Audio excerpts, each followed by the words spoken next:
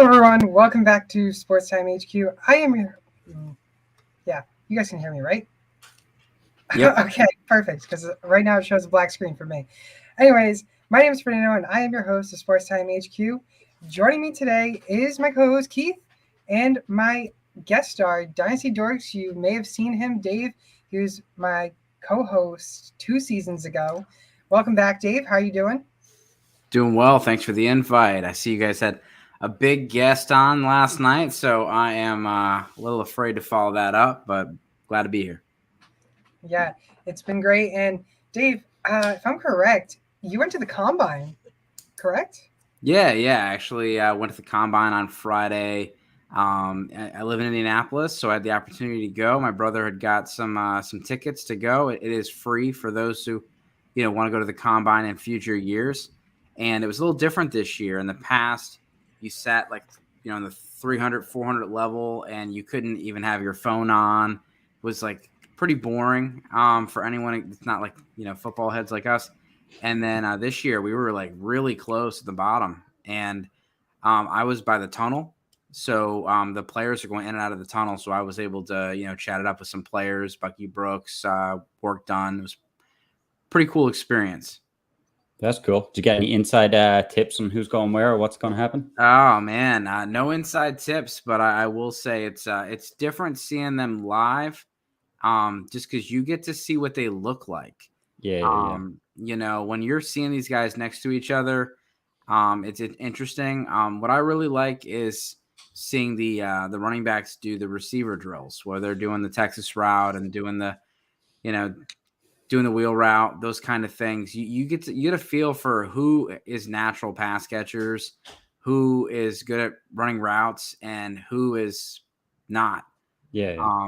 We've seen that translate to good fantasy football production. Yeah. Did anyone stick out that you've seen?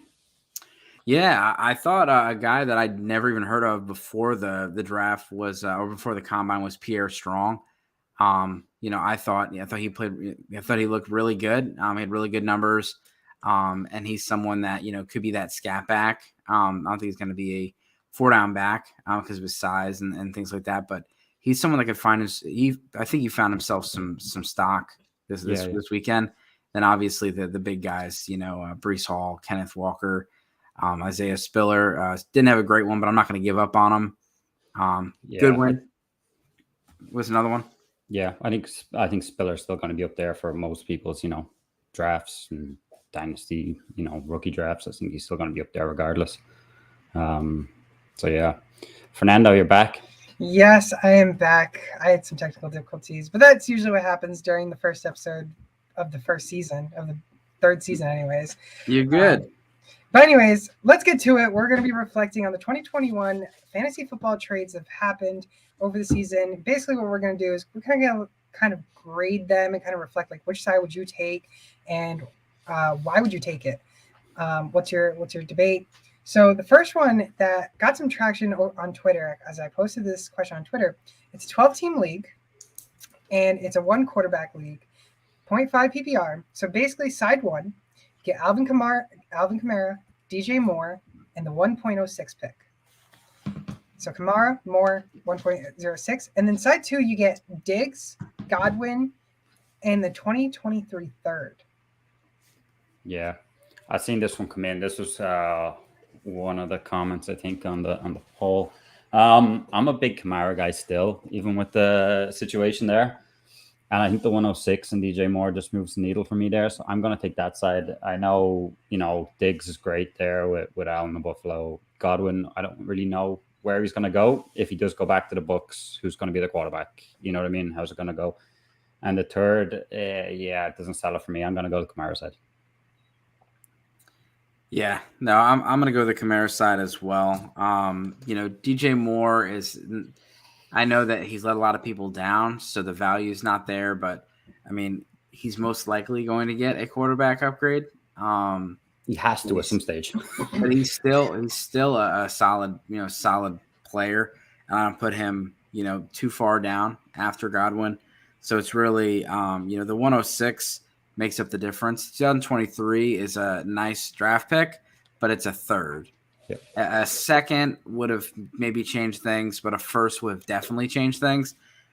A third is still a third, whether it's the 2023 stat class or not. So I'll go with the AK side. Yeah, and I'm going with the AK side as well. Reason why also is because Moore, he's only 24. And that's one of the biggest factors that I took in is Moore's 24, Diggs is 28, and Godwin's 26. So like you're getting side two is getting aging wide receivers and a third, where side one you're getting Kamara, which we already know he's an RB1, and then you're getting Moore, who's only 24, and then you're also getting a first round pick, the number 6 overall pick. So you really can't complain on that. I mean, side one I think wins it by far. Yeah, and you'll see in a lot of these, like these, we don't own these teams. So for you, when you're doing these trade polls, it's always to remember that most people are going to do exactly what Fernando just did, and they're going to pick the side with youth. If you're looking for a win now trade, expect that you're probably going to lose the trade via Twitter or maybe even a trade poll.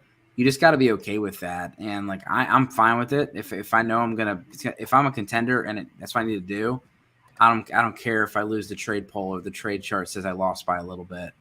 But most people are going to do that. You know, they're going to see the age, and you know that's definitely for the long run.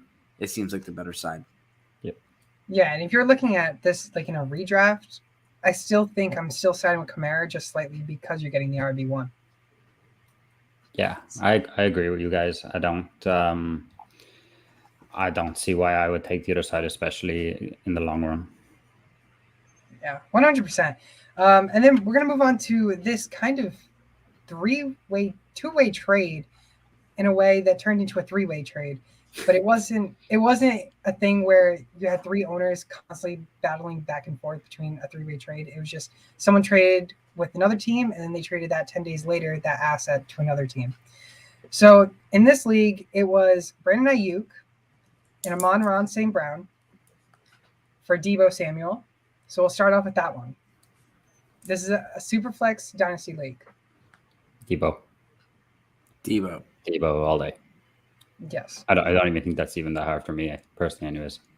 Yeah, I mean, Ayuk, I really like Ayuk, but it's iffy on him right now, especially getting Deebo in return. Yeah, give me him over them too. So then 10 days later, they decide, gee, let's go with Deebo Samuel and Amari Cooper, and they get Javonte Williams in a 2023 late second round. Now, we already know that Amari Cooper, he's currently a cut candidate for the Cowboys, so we'll see what happens there if he does get cut. I'm sure Dave is happy because that might give the Giants some help that they need. Maybe the Cowboys decide to not do good. Yeah. I mean, as far as Amari Cooper, he could end up back in the NFC East. He can go to the Eagles. He can go to the Washington Commanders, or the Giants. Yeah, I mean he could. I don't think we can afford him, but if he gets cut and good takes pay cut, we could. But yeah, with Cooper, he's still young. Like people think Cooper because he's been in the league for like 7 years. So you're like, okay, he's got to be like 40, and he's like 26 years old. So Amari Cooper is still a solid receiver. He's not, he's not putting up Deebo Samuel kind of production. And he's never really been, other than that 1 year, he's not really been a consistent performer. But he's still a solid wide receiver too, and with the right offense, he could take off. But I'm gonna go the Javonte Williams side on this one. I like Deebo. I'm not a big Amari guy, and he's more of a wide receiver 3. Deebo he's a stud, but Javonte Williams, those running backs are hard to find. He's super young, and I have him as my RB2 in Dynasty. Okay. Yeah, this one, Amari Cooper, I think the big thing with him was the contract he got. I was like, okay, you're good, but that contract was like, whoa. And then it looks like he's going to be on the move now, but teams, trying to trade for him, I don't know what they're going to do with that contract. It's going to be a tough one. So going with this trade, I'm with you, Dave. Javante, I loved him last year. He's a stud. Like you said, these guys don't come around often. Like, I don't think there's one in this class, in this rookie class that high like Javante. Some good running backs, but nothing that could be like the workhorse he could be. So yeah, I'm on the Javante side. Where are you going, Fernando? So I was torn apart between these two sides because both sides you can kind of go either way. If you really need wide receivers, then I would take the wide receiver side. But like Dave said, Cooper's 27 and he's been in the league for 7 years. So he is going up there in age. And then same Debo, he's kind of injury prone. I like Javante with the 2023 late second round, but there was news that came out that was Melvin Gordon has had good conversations with Nathaniel Hackett and GM over there and everyone. So do they keep both of them again? And what happens there? Is it just going to be a 1-2 punch the whole rest of the way? That's the problem. That's what hurts Javante's stock. I mean, if it's like last year, he was still great. I know it probably took a while, and he was better at the end of the, middle to the end of the season, especially for fantasy. I think it could flip as in he's number one and Melvin Gordon's number two. I just don't think Gordon wants to get out of there anytime soon. Okay, they've had good conversations, and it's probably better for, not talking about fantasy, better for the Broncos to have a good 1-2 punch. But I still think Javante can still put up great numbers for fantasy football. Yeah, there's very rare situations where you get Najee Harris or Christian McCaffrey type of workload. So anyone that has fantasies of the running back being the only person in their backfield it's only a couple guys get that, and it's tough. But if Nathaniel Hackett, because it's gonna be a change of offensive coordinator, offensive philosophies there.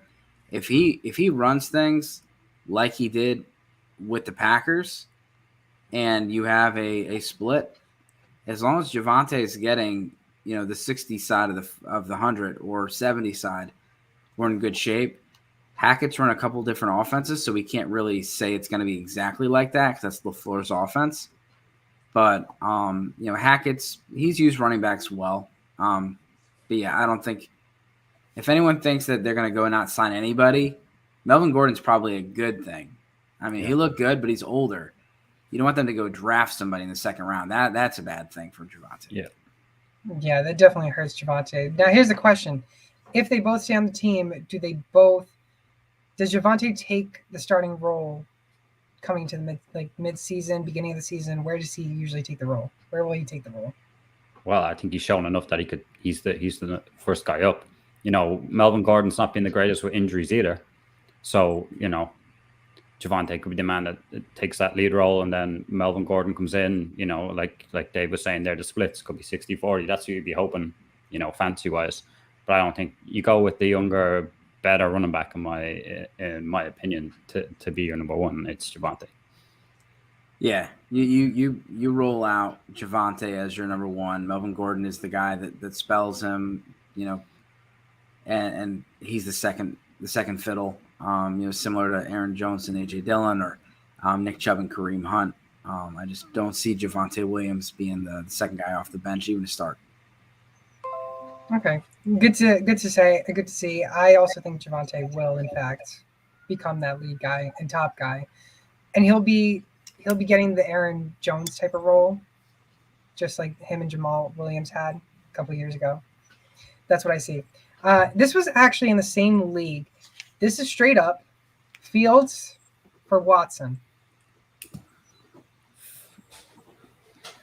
don't know. I think I just go with Fields. You don't know what's going to happen with Watson. I mean, if that's your only quarterback, I'm sure it's not, because you wouldn't be trading Watson and then have nobody, I suppose, or whatever, Is this super flex? Super flex dynasty. Yeah, well, then you won't. But I think it's whoever's getting Watson's taking a risk there, so I would take Fields. Okay. I mean, you still take the upside on Watson. You can, but it depends how you're looking at your team. I suppose, Is he taking a chance that he's got all these, league winners, and Watson could be the league winner? He's a great quarterback, but does he play? I think there's just too many question marks for me. So at the moment, yeah. I mean, they're both risks. Fields didn't look good last year. I know we can, put it on Nagy. We can definitely. We saw some improvement. But a lot of the things that he was knocked on in the draft process, that a lot of people, including myself, were like, no, he's going to be fine. They showed up. I mean, he held the ball longer than anybody in preseason. That's a problem. Did the same thing, and you cannot hold the ball that long behind a really bad offensive line. And once they started, moving him around a little bit and started protecting him a little bit better, Peters started getting in there. Things did improve a little, but it's still going to be, a big question mark. Even with Trey Lance is a big question mark. I'm probably more comfortable with Trey Lance, but with this one, it just depends on what you're looking to do with your team. Watson, it sounds like he's going to play this year, but you don't know. For sure Fields is going to play. So I'll be the risk adverse person, and like Keith, I'll take Fields, but it's still risky. Yeah, I did in fact pick Fields' side. Last season when Watson's news came out, I was trying to get rid of him, and I managed to find a top buyer that really wanted him. This was before the season even started last year. This was maybe July. That will come later on in the show. But let's get into someone that Dave might like. Kadarius Toney and a 2023 first for Travis Kelce. This is Superflex PPR Dynasty. Ooh, Toney in the first. I like Toney. I like the first, so I'm going Toney in the first. I mean, Kelsey's great. Stud tight end. They don't come along that often. How many years has he got left? Not too sure. I'm sure he has a few, but I was a big fan of Toney. I was trying to get him last year. Still trying to get him this year in a lot of leagues. And the first round kind of tips it over the line there for me, so I'll take that side. Yeah, I mean, I'm a big Kelce fan, but I still think a 23 first for Kelce is probably good value. So getting Toney is just extra on top. You want to get a tight end with that situation unless you have one, because tight ends are so hard to find. But I'm imagining that the Kelce team is rebuilding. Because why would you give up Kelce if you're competing right now? You don't get rid of Kelce. That doesn't make much sense. Mm-hmm. But like for me, I have Kelce in a couple leagues. I wouldn't mind moving him, but I'm not moving him unless I'm getting Kyle Pitts, Mark Andrews, something like that. If not, he's going to stay on my roster until he retires. See, like you said, Dave, tight ends are hard to find, and that's why I'm going with the Kelce side. I've never had Kelce share because Kelce just is drafted so high, and or anywhere I can never grab him. Like he wants either 3 first, 2 first, like in a bunch of leagues, and I just find that crazy value. Getting a 23 first and Toney, I think it's perfectly fine to give up to get Kelce, in my opinion. Again, tight ends are hard to find. We saw Dalton Schultz rise. We saw Robert Tonyan rise 2 years ago. There are rising tight ends that come in, but they could easily be like the Austin Hooper, where they do really good one year and then they do nothing the next. We saw Robert Tonyan kind of do that, but then he got injured. So, I mean, we'll see what Robert Tonyan does this season. If this person goes and wins the championship this year, they won the trade. Who cares about how long? That's and with me, I think it's probably a win-win, because if the situation is this one team's rebuilding, the other one's going to compete, they got Kelce, they're happy. The other person got Toney and a first, they're happy. They got well compensated. I mean, I think it's a fair trade all around. I don't think this depends on which where the team is going is really important context. Yep. All right. So let's move on. So my quick question to you guys is, if you guys are trading Javonte Williams, what are you guys trading for versus like a pick wise? Like what overall pick are you giving to take Williams, where like say for instance, you're trading 1.5. Would you trade the 1.5 for Williams? And then you wouldn't trade 1.4 for Williams. You'd rather keep Williams the 1.4 over Williams. So we're looking at just this draft class? Yes, just this draft class. He's the 101. Yeah, I was going to say I'll give whatever they want. Like if I've got the 101, they can have it. Okay. Yeah, he's the 101. I did a similar poll. So like Harrison Williams, I didn't even do that, but I did Travis Etienne. Mm-hmm. So Travis Etienne versus the 101. The 101 won. 102 versus Travis Etienne. It won. The 103, the 104 also beat Etienne. He beat the fifth. So Etienne in this trade poll was worth the fifth. But then when I went through the players, there was only two players that were ahead of him. It was actually Spiller and Hall. They took Etienne over the other guys. And for me, I probably would have done about the same. I probably would have Etienne around 7 or 8 in this group, maybe 6. I'm not a huge Doug Peterson fan in regards to his usage, but I do like Etienne. That was not a slight on him. I think you can get some pretty solid value for the 5 or 6 picks. Yeah, I like Breece. I like Breece Hall, and I do like Isaiah Spiller. So if I were to take Etienne, I would take him over any other running backs besides those two. Those are the two that I'd rather draft than Etienne, especially coming off an injury. Yeah.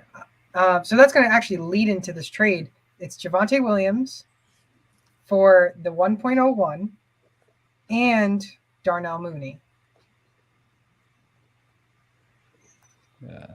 Keith, you want this one? I'll still take Javonte Williams. I'm a big Darnell Mooney guy, and it looks like he's going to be the wide receiver one there for the Bears. But like we said, we don't get running backs like this. I'm a Javonte guy. Yeah, I'm taking Javonte. And for someone that has a lot of Mooney, if you have Mooney, you probably value him more than everybody else in your league because you can't sell him for what you're trying to. No. People aren't, they're not paying a lot for Mooney. They're paying a lot for Javonte, and they probably pay a lot for the 101, but easily Javonte for me. So now would you trade the 1.01 for the 110? I mean, 1.01 and the 110 for Williams? Yeah. So what And, did that... and Mooney. Throw Mooney in there too. I mean, yeah. So what does that second first-round pick This have is to Fernando's trade, by the way. this is not my trade. Not my trade. I'm risky on Williams. I like Williams' value, but it's the sharing of the running back committee with him and Gordon. That's the only concern I have. But I like Williams. I'll admit that. But I'm just curious. What you guys value? What does that second first-round pick have to be then? At 2023 first, a high one. Okay. If I have Javonte, I want the whole lot for him. You know what I mean? You really need to go all in. That's the way I look. I'm saying you might be saying overpaying, but I want 2 first-round picks and a player. So 2 first and a Mooney or something, and then you have my attention. But I'm not. You could say fine, it's overpaying, but that's fine. You're not going to get him. You know what I mean? If I've got Javonte, that's the way I look at it. Yeah, I mean, you can look around the league and name over 5 running backs that have the kind of backfield to their self, quote unquote. It's hard to find. So Williams having Gordon there last year with a 50-50 split, that's tough because it literally was like straight down the line 50-50. And if that happens again, of course that's gonna be it's gonna hurt him, but it's gonna slowly go away. And like I said, Williams had a split workload in college.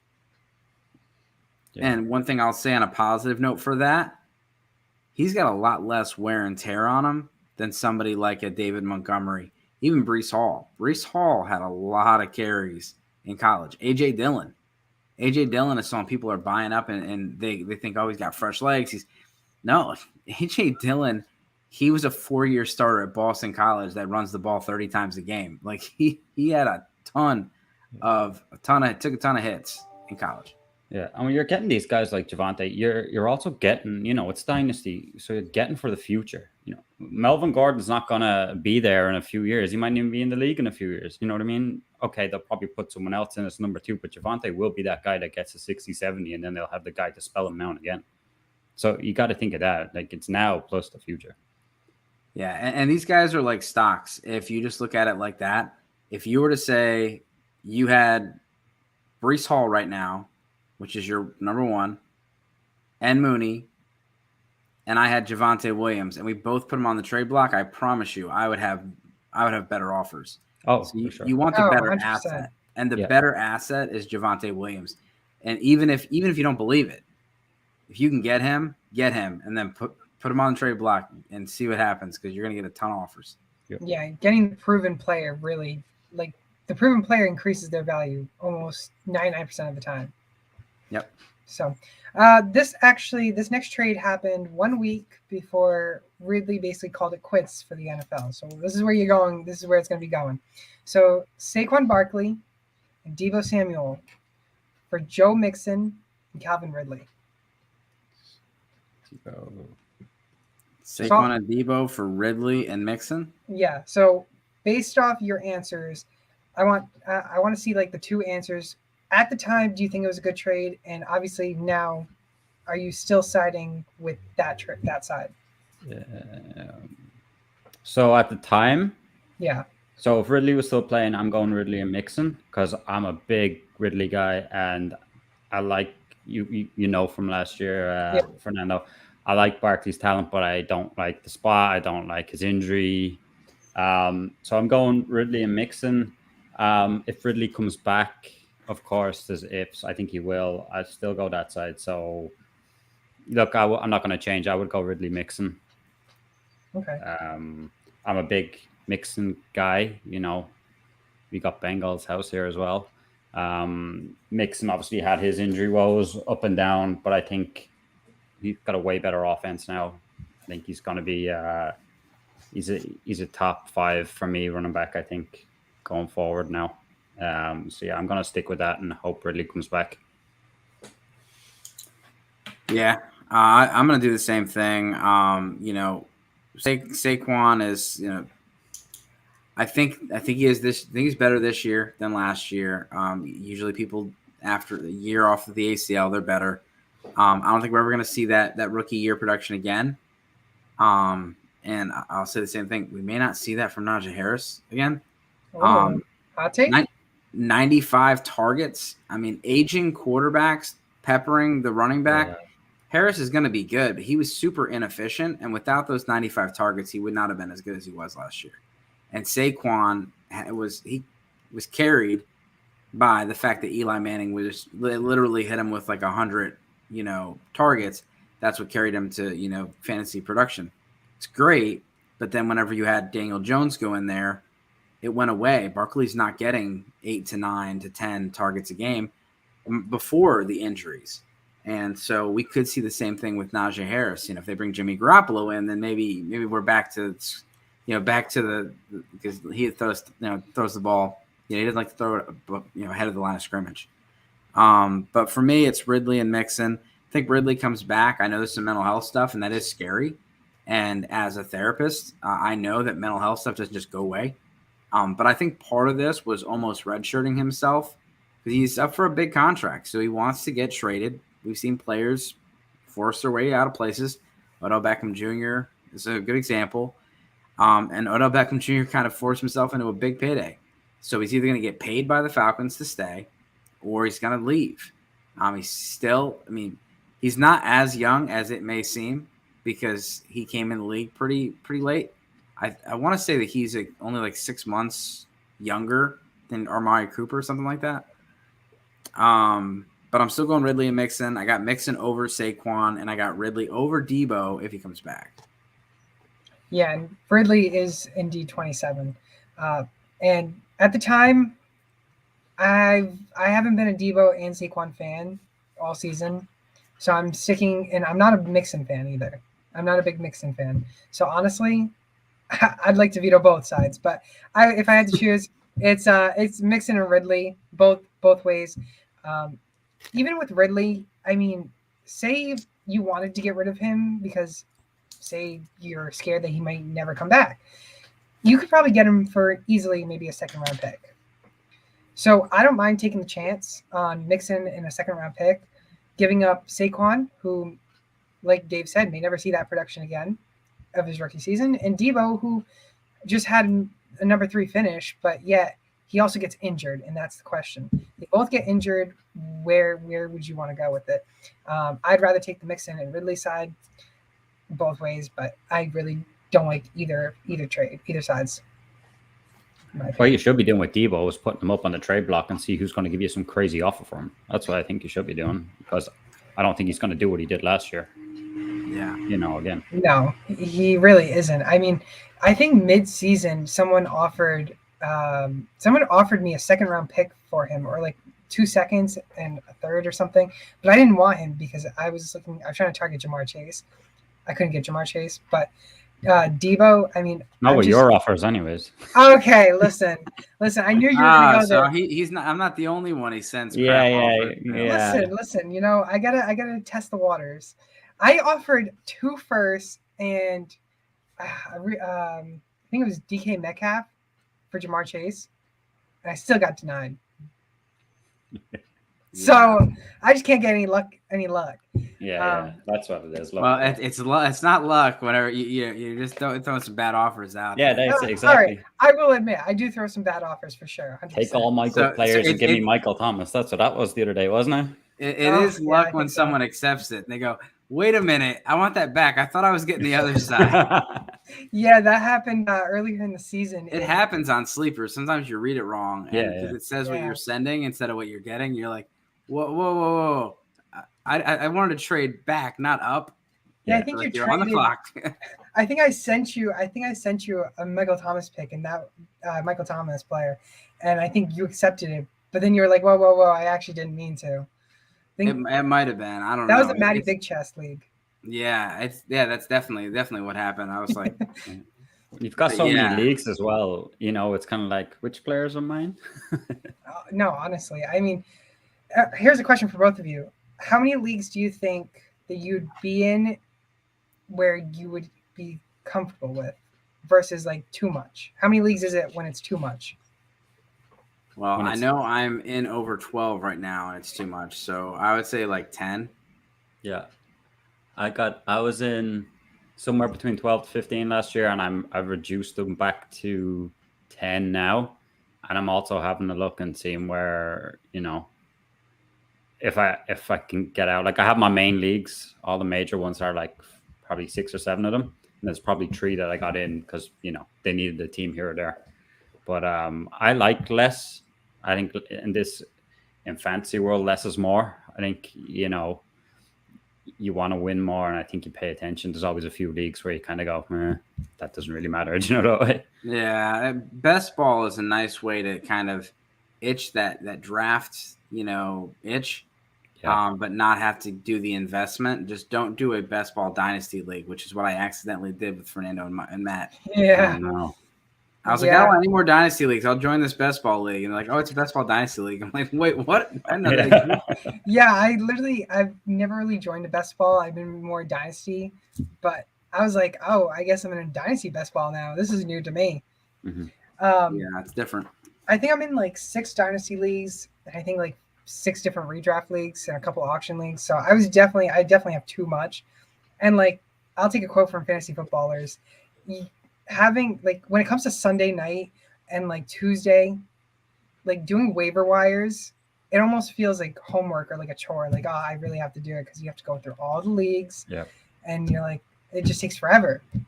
Well, it's difficult, more difficult now than ever, because 2 years ago, before the new, the CBA, we didn't have to worry about all of the short IRs and all that. And then COVID came. So, like, you have guys getting activated on Thursday night that are on IR.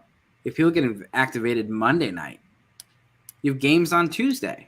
Yep. Like, there's just so many different things. And when you're in so many leagues, like, I'm like, oh, so Huntley's got, Huntley's playing. How many Superflex leagues am I in? To go try to pick him up on the waiver wire. And then, like, oh, I got him. So it's just, it's definitely difficult because you have so many different leagues. You have so many different formats. Like, I have a bunch of Superflex league, got a bunch of PPR, but some are 0.5 PPR, some are 1 quarterback, and then you have, like I said, all this IR stuff is just, it's different. Yeah, it gets way too much. I mean, maybe you both have done it. I'm sure you guys have both done it, where you, like you were saying, you like Taylor Huntley plays, and then all of a sudden you got to check all your leagues, and then all of a sudden you actually started Lamar Jackson by accident. Oh yeah. Yeah. Oh, there was a couple last year that I thought I started a different guy, or Yep. I had one where, because I didn't have a kicker in my lineup, it didn't submit my lineup. Oh, yeah, It yeah. was, it was a man. Thursday night, so I think it was okay. It was only like one or two players, but I'm pretty sure the guy went off, and I'm like, oh man, that was a nice night. And I woke up in the morning, I'm like, wait a minute, he's Yeah, not my lineup. that's annoying. Yeah, not to mention when you're watching a game, say for instance, you have DK Metcalf in your league, but you're also going against DK Metcalf in another league. You have like a happiness, but also sadness. Yeah, Both sides. it was my fault because I put a kicker on the IR. I shouldn't have done that, but I had a kicker with COVID. My kicker had COVID, so I just put him on the IR, snuck a couple of more players in there, set my lineup, and then joke's on me. Lineup didn't go through, so I had to pick up a kicker and make up the ends. While we're on a kicker subject, I have a question for you guys. Oh So, no! Are you gonna ask about trading kickers? This is one of my no, pet no, peeves. no, no. Please don't. No. You guys know about Will Lutz, and Will Lutz was a great kicker in fantasy, but he had the injury and he was out all last season. Would you guys have dropped him? Say like this is a dynasty league. Would you guys have dropped him, or would you guys have kept him and like hope that he gets better for this season? Nah, I dropped them. I don't. I'm not a guy that values kickers a whole lot. If I can go into leagues that don't have kickers, I'm happy. I don't really like kickers. So like you can always pick one up. I noticed the good ones. This Tucker, McPherson looks good now going forward and stuff. But you can always come back around and get these guys. That's the way I look at it. Yeah, sure. You don't want to waste too many roster spots on kickers. Okay, that was my quick question because I know some people. I saw someone have Will Lutz in their IR. I was like, that's a good question to ask whether or not Will Lutz should be placed on the IR. Or should he just be droppable at that point? No, well, I'll throw this out there as far as etiquette. I mean, I don't know if the commissioner's cool with it, it's cool with it, but at this point in the league, nobody should be on IRs. If you have 30 player benches, I gotta leave. and then you have 10 IR, people are hoarding players. Like, no, like that's why there's no trades going on in your league. That's why people are not being active, because if there's 40 players on every one of your rosters times 12, it's a lot of freaking players. So just people should clean up their IRs. Like I tell everybody, listen, we're not going to do trades and stuff like that until everybody cleans up their stuff. Everybody cleans them up pretty damn quick, and then we just kick it off and we go. But you don't want people, like some guys like, stashing 12 players on his bench that should not be on an IR. And then all of a sudden one of them gets signed somewhere or gets traded or something. It's stupid.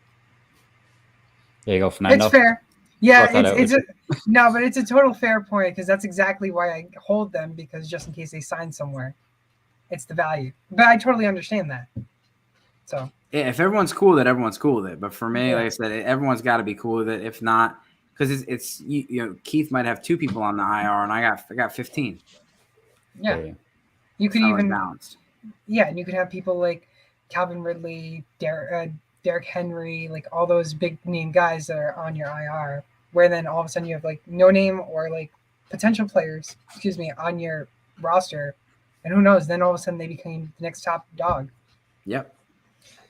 So let's get into another trade. So this is just you receive Montgomery, and you trade away Allen Robinson, the 2.01, and a 2023 early to mid first round pick.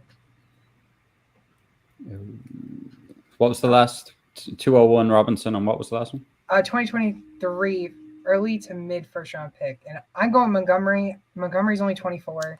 He still got plenty more years left to play as a running back, and I mean, this man's a beast. I'm going with the package. Okay, fair enough. 201 Robinson on a first. Yeah, That's where I'm at. I mean, I like Montgomery, but Robinson won't be as bad as last season. see, that's the question mark. Well, he's always been good until last season. That's the way I look at it, and he's not going to be back in the Bears. So I don't think he's going to be as bad. There's also reports of Seattle looking at him, and I don't know really why, but however. But the first round in the 201, I'm in on that one. Montgomery, he's fine. I like him. I don't love him, but the package is for me. I mean, that's I don't hate Montgomery. Actually, I like Montgomery. I think the 201 and 23 first right there is more than enough for him. I think a 23 first for Montgomery is probably fair. You're getting 201 on top of it. Then you're getting A-Rob. Like, that makes perfect sense. And if A-Rob goes and let's say he signs with the Packers in March, then you go trade him. Yeah. He'll have value. Yeah, that's true. I mean, say Allen Robinson, say you keep him for the first few weeks, and then all of a sudden he blows up 20 points a game. He's an easy first-round pick. Yeah, you could trade A-Rob. There's people out there that believe in him. Some people think he's toast, and that's fine. But he's not. He's not like 32 years old, something like that. I think he's 28. Yeah. And there was a bad year last year. He didn't want to be there. No. I think he'll bounce back. But yeah, Montgomery, like I said, he's just had so much wear and tear in college. And they're another team that's got there's so many changing of offensive coordinators and offensive systems. It's really hard to tell what his usage is going to be. He had really good usage, and the last couple of years, like he really got kind of a lead role. Even with Khalil Herbert that looked good, they still gave Montgomery a lion's share of the work. If he doesn't get that anymore, it's going to be difficult.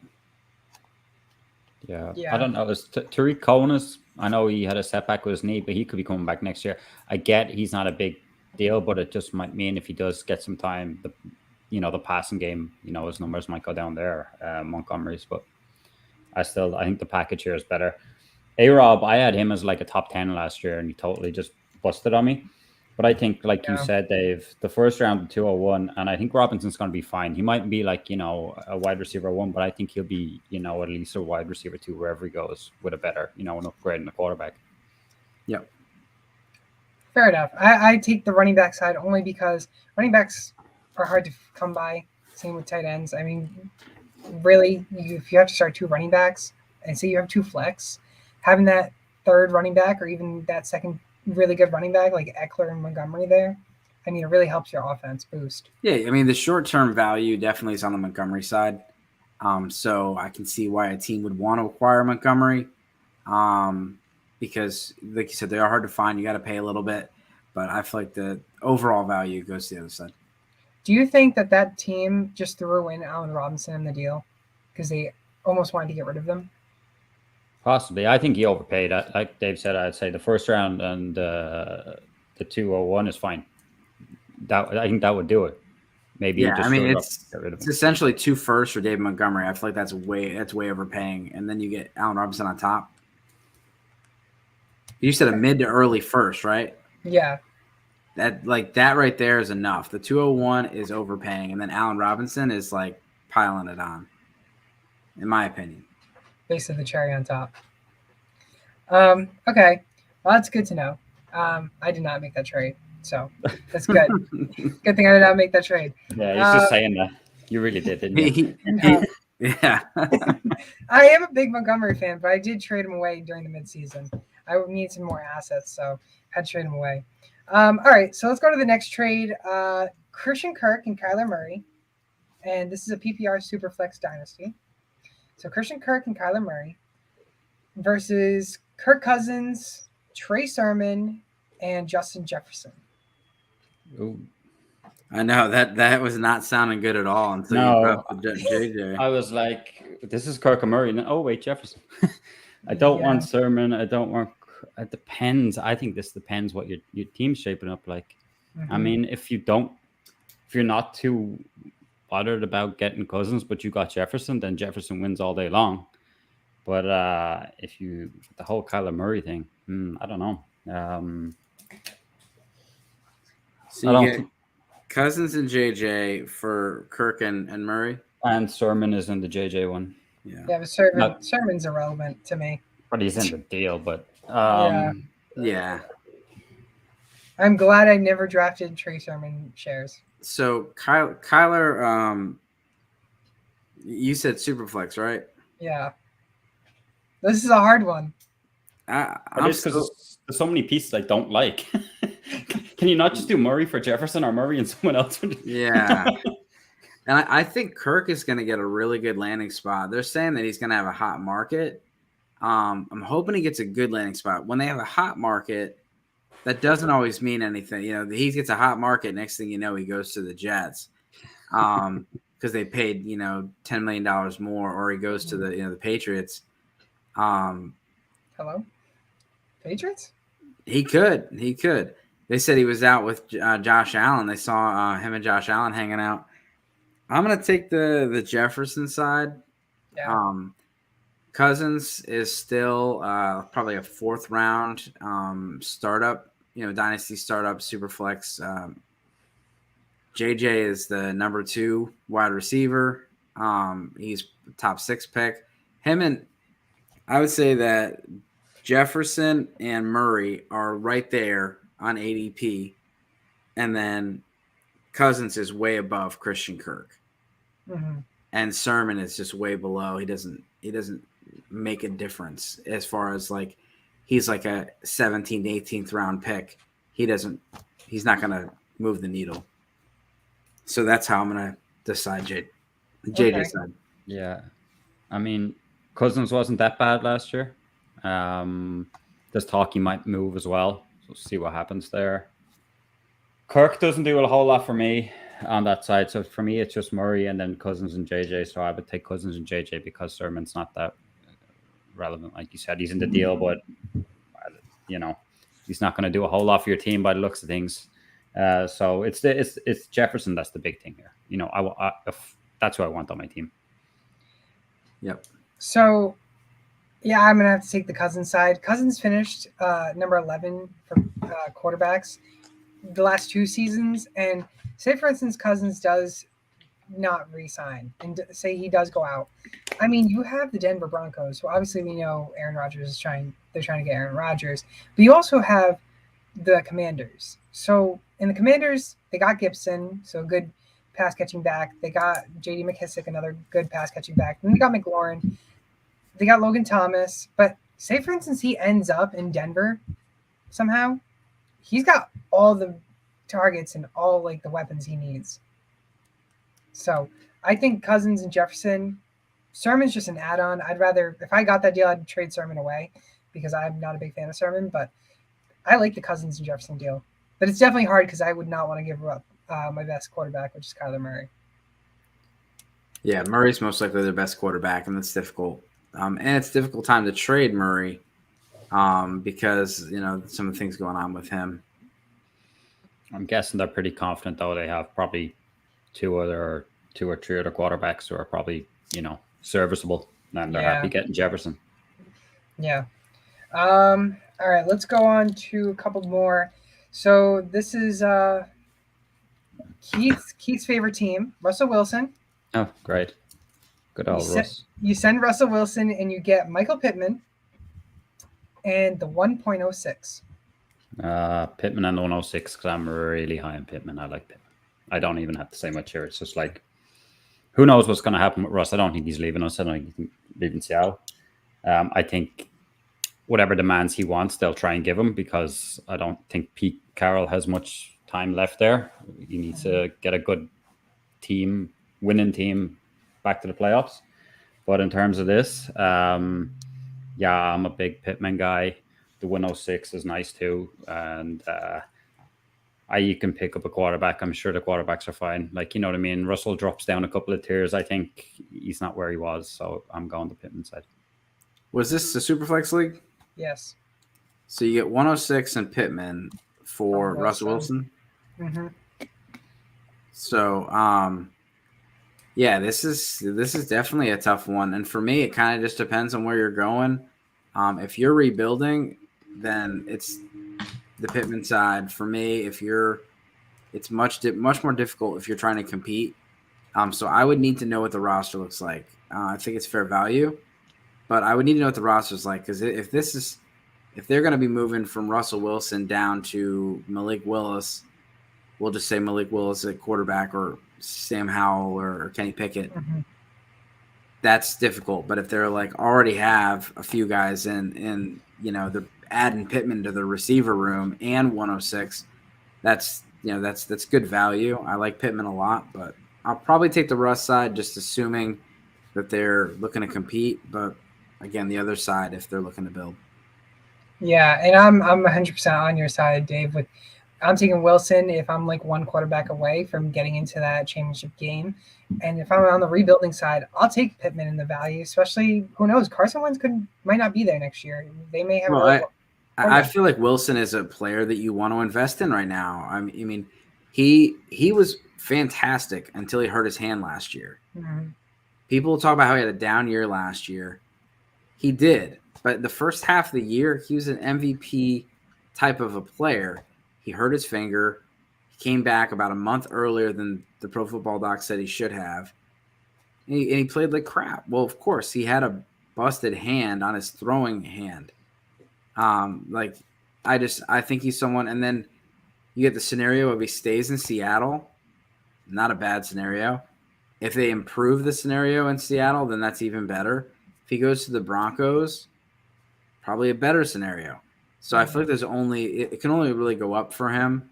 But I feel like even if he stays where he's at, he's fine. And you can get really solid back end QB1 production, and you're not paying as much.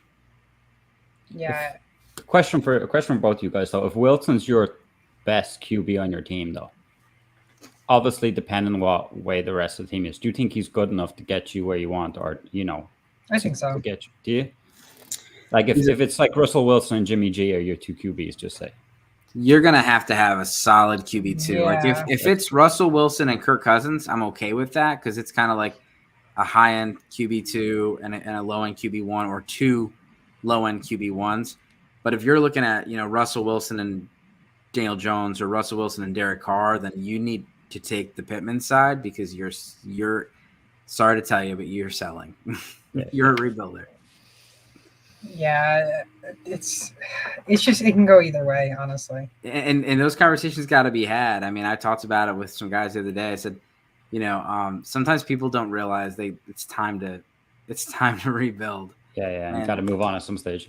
And when you're doing these trades, you got to figure out when you're putting together trades, you got to figure out, am I moving in this direction or this direction? And if you don't know, you're probably moving in the rebuilding direction. Yeah. I mean, easily. We have maybe 3 more trades roughly. This one's a quick one. One side receives Logan Thomas and Brandon Ayuk, and the other one gives away Devonta Smith and a 2023 second. This is a Superflex Dynasty. I'll go to Devonta Smith side. Like the talent, like where he's going. So Same. So this is very hilarious to mention that Keith actually ended up taking the Logan Thomas and Brandon Ayuk side earlier in the season. That was one of the leagues I did not like. Yeah, thanks. And things changed pretty quickly. Yep. Yeah. I mean, Devonta Smith started off slow. I think got a hell of a lot better as it went on. And if I'm not mistaken, I think I needed a tight end. And Logan Thomas was fit and doing all right at the time. Yeah, until he got injured. Yep, and then things went wrong. But that's how it goes. Next trade is this happened just before, I think, week 17 when the Bengals ended up facing the Chiefs. Week 17 or 16. Side 1 receives Jamar Chase, the 3.0. Yeah. Yeah. One side receives Jamar Chase, the 3.02, a 2023 third, and a 2023 fifth. And the other side receives a 2023 first, a 2024 second, and AJ Brown. Chase all day. Yep. Why so many picks with Chase? I get they're not probably that great, but I mean, I honestly think it should have been just Chase. I don't think the picks needed to be there. 2/3 and a fifth. A fifth is a Debbie league. Yeah, no, not Debbie. Yeah, fifth is like let's just throw it in there for third round picks are worth nothing, and fourth round picks are worth less. Fifth round picks, nothing. Oh, yeah, I mean, the only thing I would want a fifth round pick for is to trade it for next year's 20 third or fourth round pick. Yeah. Amari Cooper, and so side 1 gets Amari Cooper, side 2 gets Juju Smith and a 2024 second. So both wide receivers are going to free agency possibly. if Amari Cooper gets cut or traded. I did want to mention that Amari Cooper, if the team keeps him in the new season, they have to pay $20 million to him. If they cut him, they only suffer $6 million cap hit. Cap. They're either going to do something to where they can share the cap hit and trade him, or they're going to let him go to free agency. And I'll take the Cooper side. Juju's had a couple bad years in a row. I like the second, but I'll still take Cooper. Yeah, I think Cooper's ceiling is more than Juju's at this stage, so it's Cooper for me as well. Yeah, I'm taking Cooper. And then let's get to maybe one more trade, and that's I'm trying to get a good one. Let's go with this one. So Russell Wilson, PPR Superflex, Russell Wilson, Baker Mayfield, DeAndre Swift, and the 2.11 for David Montgomery, Justin Fields, and the 1.06. Monty Fields, the 106. I'll take Wilson, Swift, and the 211. Yeah. I'm not including Mayfield because I don't like Mayfield. Yeah, Swift side for me. Yeah, I'll take Swift side. I like getting both quarterbacks in a super flex is huge, even though Baker's iffy. But again, who knows? Baker can get a top receiver this year. Yeah, I'm not a Baker fan, but he did play the entire season or almost the entire season with a torn labrum. I don't think he's going to be a huge fantasy producer, but he should be better than what he was last year. Yeah. But anyways, that's going to have to do it for this week's show. Dave, it's been a pleasure having you back on. I don't know if you want to mention what you're going to be doing in the next couple of weeks, maybe. And just check me out at Dynasty Dorks on Twitter, on YouTube, on TikTok. A lot of fun stuff, but I try to keep it the same handle. So at Dynasty Dorks, it's all one word. Thanks for having me. No problem. And once again, I'm your host, Fernando. Joining with me today is my great co-host, Keith. You can follow him all over social media at SwampDonkey_90, and also follow him and his fiance on Instagram at HuddlesUp_NFL. Once again, Dave, it's a pleasure having you. Make sure to follow him all over social media at Dynasty Dorks. We'll see you all on Tuesday.